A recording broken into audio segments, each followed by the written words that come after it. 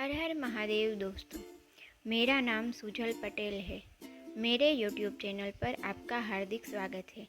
आज मैं आपके लिए लेकर आई हूँ मेरी लिखी एक कहानी जिसका नाम है दिल का रिश्ता। वो कहते हैं ना, कुछ रिश्ते खून के रिश्तों से भी बढ़कर होते हैं, जिन्हें दिल का रिश्ता कहते हैं, जो कि सीधा दिल से जुड़े होते हैं। इस कहानी में भी आपको ऐसे ही रिश्ते के बारे में बताया गया है। स्नेहा संघाणी, जो कि अपने माता पिता की मौत के बाद बनारस आती है। बनारस जो कि उसके सपनों का शहर है।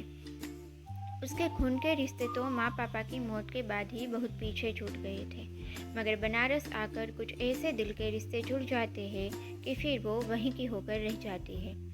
इस कहानी में आपको प्यार, रिश्तों की अहमियत और बनारस से जुड़ी बहुत सारी बातें जानने को मिलेगी। वैसे एक बात कहे तो बनारस तो हमारे भी दिल में बसता है।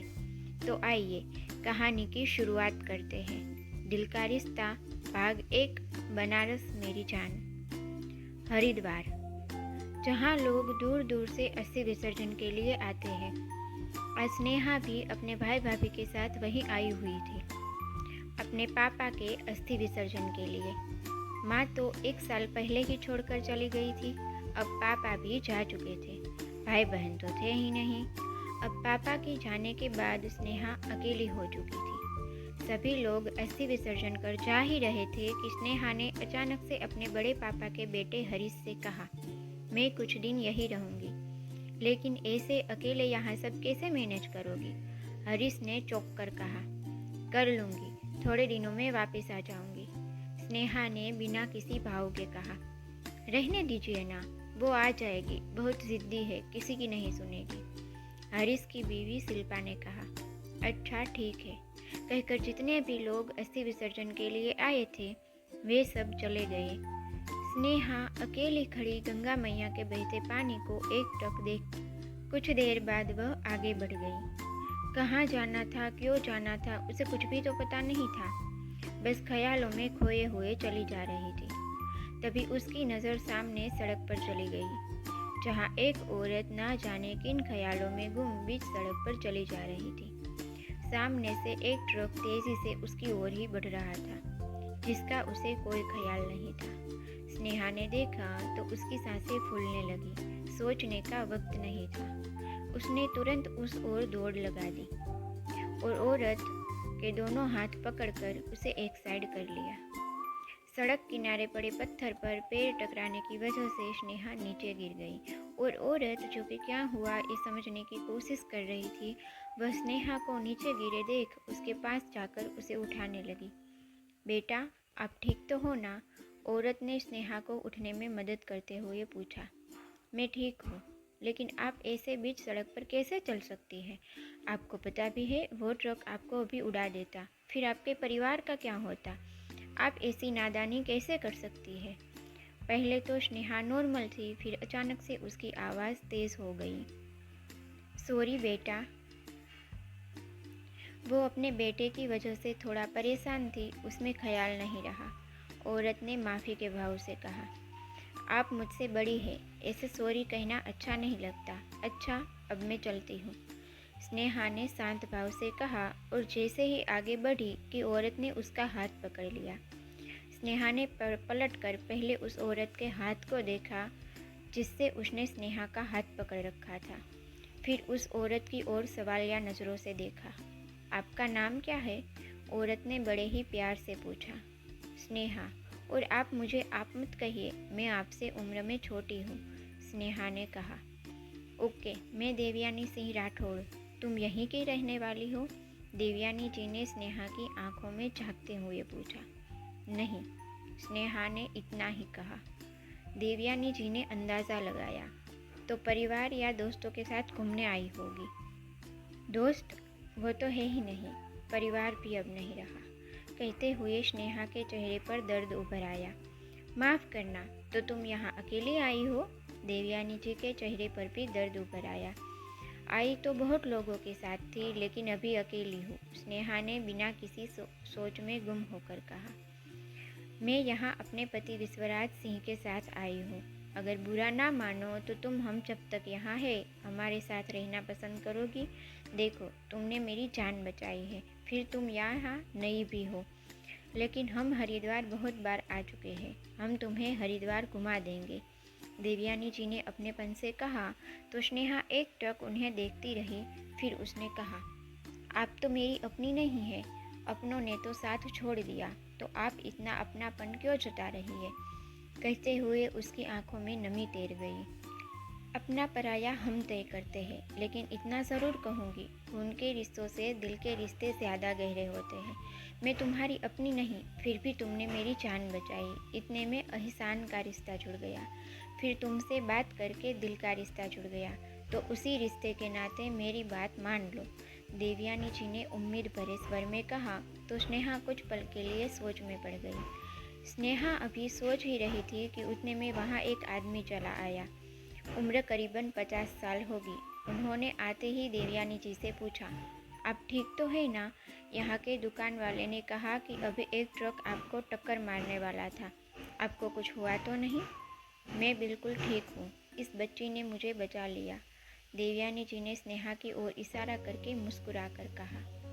थैंक यू बेटा, आदमी ने स्नेहा की ओर देखकर कहा। इट्स ओके अंकल, स्नेहा ने फीकी मुस्कान के साथ कहा।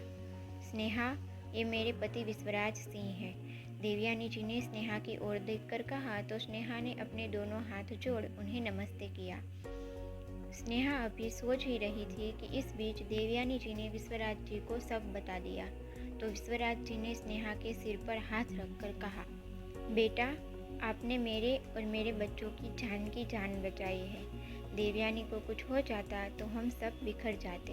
हमारी जान की जान बचाकर आपने हमें अपना ऋणी बना लिया है। अब तो आपको देवयानी की बात मानकर हमारे साथ चलना ही होगा, एक शर्त पर, स्नेहा ने बिना किसी भाव के कहा। वो क्या? विश्वराज जी ने पूछा। आप मुझे आप नहीं तुम कहेंगे, स्नेहा ने कहा तो विश्वराज जी और देवयानी जी दोनों एक दूसरे को देख मुस्कुरा दिए। फिर विश्वराज जी ने कहा, लेकिन हम अपने बच्चों को आप ही कहते हैं। स्नेहा ने कुछ नहीं कहा तो देवयानी जी ने कहा, तो चलते हैं। फिर तीनों साथ साथ चल पड़े। तीनों चलकर एक गाड़ी के सामने आकर खड़े हो गए। विश्वराज जी ड्राइवर सीट पर और देवयानी जी स्नेहा के साथ पीछे बैठ गई। गाड़ी आगे चल पड़ी। स्नेहा को गुमसुम देख देवयानी जी ने पूछा, अच्छा ये बताओ, तुम पढ़ाई करती हो या जॉब? जी कुछ नहीं, स्नेहा ने बिना किसी भाव के कहा। मतलब? देवयानी जी ने हैरानी से पूछा। कॉलेज की है, पापा को आगे पढ़ाई की और हमारे जॉब की कभी ज़रूरत महसूस नहीं हुई, तो आगे पढ़ाई भी नहीं कर पाई और जॉब भी नहीं किया। कॉलेज के बाद घर पर ही रह गई। 1 साल तक सब सही रहा, मगर घर की 4 दीवारों में कैद होकर रह गई थी। बहुत से सपने थे जिन्हें खुद के अंदर ही दबा दिया था। फिर खाली बैठे कहानियाँ पढ़ने लगी, उससे ही कहानियाँ लिखना सीखा। 1 साल बाद मेरे लिए रिश्ते आने शुरू हो गए। शादी की इच्छा नहीं थी, लेकिन घर पर नहीं बताया। लिखने में ही करियर बनाना चाहती थी, लेकिन मुझे समझे ऐसा कोई नहीं था। 1-2 साल लड़के देखने आए, इस बीच मम्मी की मौत हो गई। कुछ वक्त तक रिश्ते आने बंद हो गए। मम्मी के जाने के बाद मैं खामोश हो गई थी। अभी उनके जाने के दुख से निकली नहीं थी कि पापा भी छोड़कर चले गए और मैं अकेली हो गई। कहते कहते स्नेहा का गला रुंध गया। देवयानी जी ने पानी की बोतल उसकी ओर बढ़ा दी। उनकी आंखों में भी नमी तैर आई थी। आगे बैठे विश्वराज जी भी सब सुनकर उदास हो गए थे। स्नेहा ने पानी पीकर खुद को नॉर्मल किया। उतने में होटल आ गया, जहाँ विश्वराज जी और देवयानी जी रुके हुए थे। तीनों अंदर चले आए। विश्वराज जी ने स्नेहा के लिए एक अलग रूम लिया और तीनों अपने अपने रूम में चले गए। अक्सर वह अपने बीते दिनों को याद करती तो ऐसा ही होता। उसका खुद की सांसों पर ही कंट्रोल ना रहता। दिल में जो सपने पूरे ना होने का बोझ था और मम्मी पापा को खो देने का दर्द था, वो सिर्फ स्नेहा ही समझ सकती थी। कुछ देर बाद वह आकर बेड पर लेट गए। पलकें सपनों के बोझ तले बंद हो गई और स्नेहा नींद के आगोश में चली गई। जब देवयानी जी ने आकर दरवाज़ा खटखटाया तब स्नेहा की आंखें खुली। स्नेहा ने उठकर दरवाज़ा खोला तो सामने देवयानी जी खड़ी थी। उन्होंने प्यार से स्नेहा का गाल छूकर कहा, हम अभी शाम की आरती में जा रहे हैं, जल्दी तैयार होकर आ जाओ। जी, स्नेहा ने कहा और दरवाज़ा बंद करके तैयार होने लगी। कुछ देर बाद वह तैयार होकर नीचे आई। देवयानी जी और विश्वराज जी गाड़ी के पास ही खड़े थे। तीनों गाड़ी में बैठ शाम की आरती में शामिल होने निकल पड़े।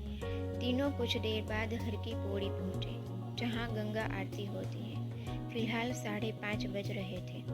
आरती शुरू होने का वक्त हो गया था। भीड़ कुछ ज़्यादा ही थी। आगे विश्वराज जी, पीछे स्नेहा और आखिर में देवयानी जी चल रही थी। तीनों आकर थोड़ा आगे खड़े हो गए। तभी आरती शुरू हो गई। स्नेहा यहाँ का नज़ारा देखकर मुस्कुरा दी। पुजारी जी हाथ में बड़े बड़े दिए लेकर आरती कर रहे थे। स्नेहा को आरती देखकर ऐसा लगा जैसे प्रकृति ने स्थल को अपनी रोशनी से जगमगा दिया हो। पानी में पड़ता दियों का प्रतिबिंब टिमटिमाते तारों की तरह मालूम पड़ रहा था। ये सब देख स्नेहा की आंखों में चमक भर गई। देवयानी जी ने देखा तो उनके चेहरे पर मुस्कान तैर गई। आरती के बाद सभी ने बाहर ही खाना खाया और फिर होटल वापस आ गए।